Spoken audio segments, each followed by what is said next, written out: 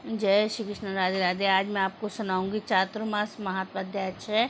इस अध्याय में सती का देह त्याग, पार्वती विवाह, भगवान शिव का हरियर रूप में प्राकट्य और शालिग्राम शिला का महत्व। गालब जी कहते हैं, भगवान विष्णु जिस प्रकार शालिग्राम शिला के रूप को प्राप्त हुए और भगवान शिव भी जिस प्रकार लिंगाकार में स्थित हुए हैं, वैसा प्रसंग मैं तुमसे कहता हूँ, सुनो। पूर्व काल में ब्रह्मा जी के अंगूठे से प्रजापति दक्ष उत्पन्न हुए थे। दक्ष के सती नाम की एक पुत्री हुई, जो उत्तम लक्षणों से संपन्न और बड़ी साध्वी थी। विधि के ज्ञाता भगवान शंकर ने सती के साथ वेदोक्त विधि से विवाह किया। दक्ष प्रजापति का चित्त मोहवश क्रूरता को प्राप्त हो गया। उन्होंने एक महान यज्ञ का आयोजन किया। उसमें भगवान शंकर के प्रति द्वेष भाव का परिचय दिया। पिता के उस महान द्वेष से सती देवी कुपित हो उठी। यज्ञ वेदी में आकर प्राणायाम में तत्पर हो उन्होंने अग्निमयी धारणा के द्वारा अपना शरीर त्याग दिया। उनके शरीर में जो पैतृक अंश था, उसका परित्याग करके अपने भाग्य के साथ देवी सती ने मन ही मन शीतल हिमालय का चिंतन किया। मृत्युलोक में अपने कर्म के अधीन हुआ मन जहाँ जहाँ जाता, वहाँ वहीं उसका अवतार होता। अंततः अग्नि में जली हुई सती देवी शीतल हिमालय का चिंतन करने के कारण हिमालय की पुत्री हुई। वहाँ पर्वत कन्या होकर उन्होंने शिव भक्ति में तत्पर हो बड़ी उग्र तपस्या की। तदंतर सहस्त्रों वर्षों के पश्चाताप भूत भावन भगवान महेश्वर ब्राह्मण का वेश धारण कर उस स्थान पर आए। पार्वती के कर्म एवं स्वभाव की परीक्षा लेकर उन्हें तपस्या से विशुद्ध जाना। तत्पश्चात दिव्य शरीर धारण करके भगवान शिव ने पार्वती का हाथ पकड़ लिया और कहा, देवी, तुमने तपस्या से मुझे जीत लिया है, तुम बोलो तुम्हारा कौन सा प्रिय कार्य करूं। तब पार्वती ने महेश्वर से कहा, आप मुझे अंगीकार करने में मेरे पिता को निमित्त बनाइए। उनके इस प्रकार कहने पर भगवान शिव ने सप्तऋषियों को हिमालय के पास भेजा। सप्तऋषियों ने हिमालय के पास जाकर लग्न का समय बतलाया और महादेव जी से सब समाचार कहकर वे अपने स्थान को चले गए। तदनंतर लग्न के दिन इंद्र आदि सब देवता ब्रह्मा, विष्णु और अग्नि को आगे करके आए। बर वेश में भगवान शंकर का दर्शन करके बड़े प्रसन्न हुए। हेमवाद ने दूल्हा वेश में भगवान शंकर का दर्शन करके अपने को कृतार्थ माना और प्रसन्नता पूर्वक मधुपर्क आदि शुभ उपचारों से उनका पूजन किया। तत्पश्चात वेदोक्त विधि से उस गुणवंती कन्या को हिमवान ने भगवान शिव को सौंप दिया। उसके बाद भगवान शिव ने अग्नि की परिक्रमा की और जब उन्होंने गोत्र आदि पूछा गया तब वे लज्जित से हो गए। तत्पश्चात ब्रह्मा जी के कथानुसार विवाह की शेष विधि पूरी हो गई थी। जो यज्ञ में चरु ग्रहण करते समय अपने 5 मुख प्रकाशित करने वाली है, वे ही भगवान महेश्वर गिरिराज नंदिनी के लिए सुंदर रूप और वेशभूषा संपन्न वर बने हुए विराजमान थे। पार्वती ने शंकर भगवान को ही अपना प्राण बल्लभ स्वीकार किया। विवाह के पश्चात दहेज देकर हिमालय ने शिव जी को विदा किया। वहाँ से भगवान शिव मंदराचल पर्वत पर आए। वहाँ विश्वकर्मा ने अपने लिए क्षण भर के लिए मणिमय भवन का निर्माण किया। वह मंदिर देवाधिदेव भगवान शिव की इच्छा के अनुसार बढ़ने वाला था। उस सुंदर भवन में पार्वती के साथ निवास करते हुए भगवान शंकर की दृष्टि में वायु रूपधारी कामदेव आया। कामदेव ने शिव जी को देखकर इस प्रकार स्तवन किया, ब्रजध्वज, आपको नमस्कार है, आप सर्वस्वरूप हैं, आपको नमस्कार है, आप गणों के स्वामी हैं, आपको नमस्कार है। हे नाथ, मेरी रक्षा कीजिए। प्रभु, आपके चराचर जगत में कोई ऐसी वस्तु नहीं दिखाई देती जहाँ आपसे रहित ना हो।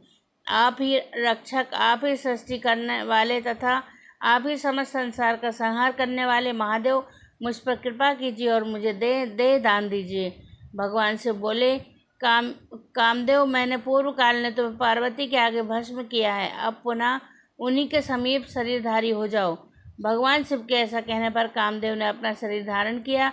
विनम्र से नम्र हो उसने पार्वती के दोनों चरणों में प्रणाम किया। उस समय उसके मन में बड़ी प्रसन्नता थी। पार्वती और परमेश्वर का प्रसाद खाकर महामोह एवं बल से संपन्न महातेजस्वी कामदेव तीनों लोकों में विचरण करने लगा। प्राचीन काल में देवासुर संग्राम के अवसर पर भयंकर रूप धारण करने वाले बलोन्मत्त दानवों ने देवताओं को मारा। देवता भयभीत होकर ब्रह्मा जी की शरण में गए। बृहस्पति जी आदि सभी देवता ने जगत पिता ब्रह्मा को नमस्कार करके उनका स्तवन किया। फिर उसके सब हाथ जोड़कर खड़े हो गए। तब ब्रह्मा जी ने उनसे पूछा, देवताओं, किस लिए मेरे पास आओ? देवता बोले, तात, अद्भुत पराक्रम करने वाले देवता ने शुद्ध में हमें परास्त कर दिया है, अतः हम सब लोग आपकी शरण में आए हैं। देवेश्वर, अपनी शरण में आए हुए हम लोगों की आप रक्षा कीजिए। देवताओं की यह बात सुनकर ब्रह्मा जी ने कहा, एक समय शिव भक्तों ने भगवान विष्णु के भक्तों के साथ एक दूसरे को जीतने की इच्छा से बड़ा विवाद हुआ था। तब भगवान शंकर अपने भक्तों को देखते देखते एक परम अद्भुत रूप धारण किया था। वह उनका हरिहर स्वरूप था। वे अपने आधे शरीर से शिव और आधे शरीर से विष्णु हो गए। एक और भगवान विष्णु के चिन्ह और दूसरी ओर भगवान शिव के चिन्ह प्रकट हुए। एक और गरुड़ और दूसरी ओर नारी नंदी वृषभ उपस्थित थे। एक और मेघ के समान साम वर्ण था और दूसरी ओर कपूर के समान गौण वर्ण। दोनों में एकता का स्पष्टीकरण हुआ। इसी प्रकार संपूर्ण विश्व में एक ही भगवान व्यापक है, अतः विश्व भगवान से भिन्न नहीं है। इस तरह भगवान की एकता का बोध हुआ। श्रुति और स्मृतियों के अर्थ को बाधित करने वाले भेद बुद्धि नष्ट हो गई। पाखंडी और युक्तिवादी सब आश्चर्यचकित हो गए। सबने अपने अपने मत का आग्रह छोड़कर मोक्ष मार्ग की शरण ली।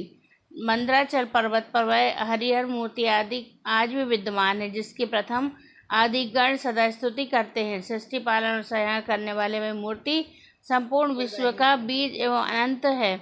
शिव और विष्णु की उस संयुक्त मूर्ति का स्मरण करने पर वह संपूर्ण पापों का नाश करने वाली है। वह परम सत्य एवं योगी पुरुषों के द्वारा चिंतन करने योग्य है। मुक्ति की इच्छा करने वाले मनुष्य उस मूर्ति का ध्यान करके परम पद को प्राप्त होते हैं। चातुर्मार्ग में विशेष रूप से इसका ध्यान करके मनुष्य फिर मानव लोक में जन्म नहीं लेता। उस हरिहर मूर्ति के समीप जो लोग जाते हैं उनका ये भगवान कल्याण करते हैं। ऐसा कहकर ब्रह्मा जी वही अंतर ध्यान हो गए।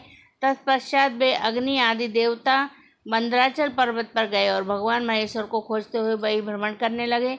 तदनंतर चातुर्मास पूर्ण होने पर हरिहर स्वरूपधारी भगवान शिव उनके ऊपर प्रसन्न हो प्रत्यक्ष दर्शन देकर बोले, देवीश्वरो, अब तुम लोग जाओ और अपने अपने अधिकारों का उपभोग करो। मैंने उन दानवों को जिनसे तुम्हें भय था मार डाला है। तब प्रसन्नचित्त एवं बाधा रहे देवताओं कोटि कोटि विमानों के द्वारा अपने अपने अधिकारों को प्राप्त हुए। एक समय जब देवताओं तथा भगवान विष्णु और शिव के द्वारा भी पार्वती की इच्छा के प्रतिकूल कोई कार्य हो गया, इसके उन्होंने देवताओं को मृत्यु लोक में प्रस्तर प्रतिमा होने का श्राप दिया। उसी समय उन्होंने भगवान विष्णु से कहा, आप भी मर्त्य लोक में शिला रूप होंगे और शिव जी को भी ब्राह्मणों के श्राप से ही लिंगाकार रूप प्राप्त होगा।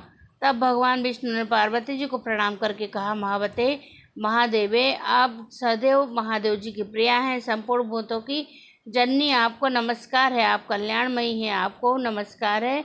जब पार्वती जी ने प्रसन्न होकर कहा, जनार्दन, आप शिला रूप में रहकर भी योगेश्वरों को मोक्ष देने वाले होंगे। विशेषतः चातुर्मास में सब भक्तों की कामनाएं पूर्ण करने वाले हो। ब्रह्मा जी की प्यारी पुत्री जो गंडकी नाम वाली नदी है, वह महान जलराशि से भरी हुई है और परम पुण्यदायिनी है। उसी के अत्यंत निर्मल नीर में आपका निवास होगा। पुराणों की ज्ञाता आपको 24 स्वरूपों में देखेंगे। आपके मुख में स्वर्ण होगा और शालिग्राम आपकी संज्ञा होगी। गोलाकार तेजोमय शरीर अपूर्व सेवा से युक्त उस शालिग्राम स्वरूप में आप संपूर्ण सामर्थ्य से युक्त होकर योगियों को भी मोक्ष देने वाले होंगे। शालिग्राम शिला में व्याप्त हुए आपको मनुष्य पूजन करेंगे। उन भक्तों का आप मनोवांछित सिद्ध प्रदान करेंगे।